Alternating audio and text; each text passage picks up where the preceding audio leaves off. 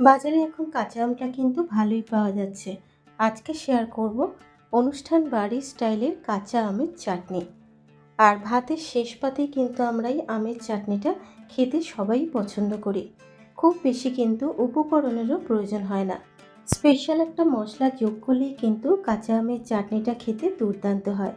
কী সেই মশলা? তাহলে চলুন রেসিপিটা দেখে নিই। কাঁচা আমের চাটনি বানানোর জন্য এখানে দুটো আম কেটে নিয়েছি। খোসা ছাড়িয়ে আমগুলোকে কেটে নিয়েছি, তবে খোসা সমেত কিন্তু আমের চাটনিটা বানানো যেতে পারে। আমের খোসাটাকে ছাড়িয়ে নিয়ে 10 মিনিট আমটাকে জলে ভিজিয়ে রাখবো। 5 মিনিট পর এবার কড়াইতে দিয়ে দিয়েছি 1 চা চামচ সর্ষের তেল। তার মধ্যে হাফ চা চামচ 5 ফোড়ন আর একটা শুকনো লঙ্কা ফোড়ন দিলাম। এবার ফোড়নটাকে খুব ভালো করে একটু ভেজে নেব। 1 মিনিট ফোড়নটাকে ভেজে নিয়েছি, ফোড়নের থেকে সুন্দর একটা গন্ধ বেরিয়েছে। এবার এর মধ্যে কেটে রাখা আমটাকে দিয়ে দেবো। আমটাকে দেবার পর খুব সামান্য পরিমাণে একটু হলুদ গুঁড়ো দিলাম আর দিয়ে দিচ্ছি স্বাদ মতো একটু নুন।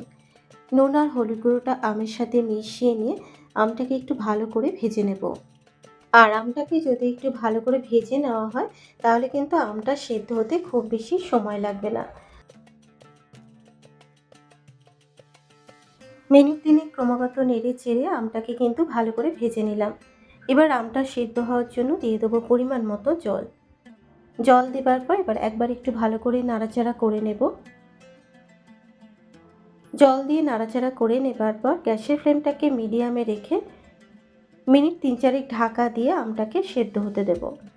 আমটা সেদ্ধ হতে হতে এবার যে স্পেশাল মশলাটার কথা বলেছিলাম সেই মশলাটাই তৈরি করে নেব। কড়াইতে দিয়ে দিলাম 1 চা চামচ 5 ফোড়ন আর 2টো শুকনো লঙ্কা।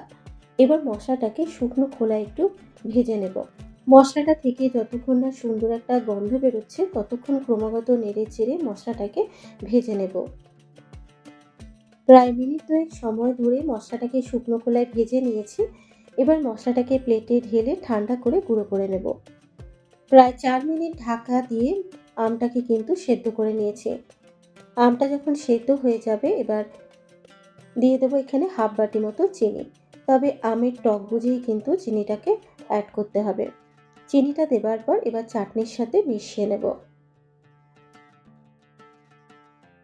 চিনিটা মিশিয়ে নিয়েছি, এবার চিনিটাকে গলতে দেব।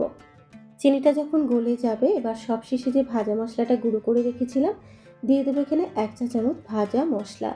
আর সবার শেষে চাটনিতে যদি ভাজা মশলাটা দেওয়া হয় চাটনিটা খেতে যেমনই টেস্টি হবে তেমনি কিন্তু গন্ধটা খুবই সুন্দর হবে।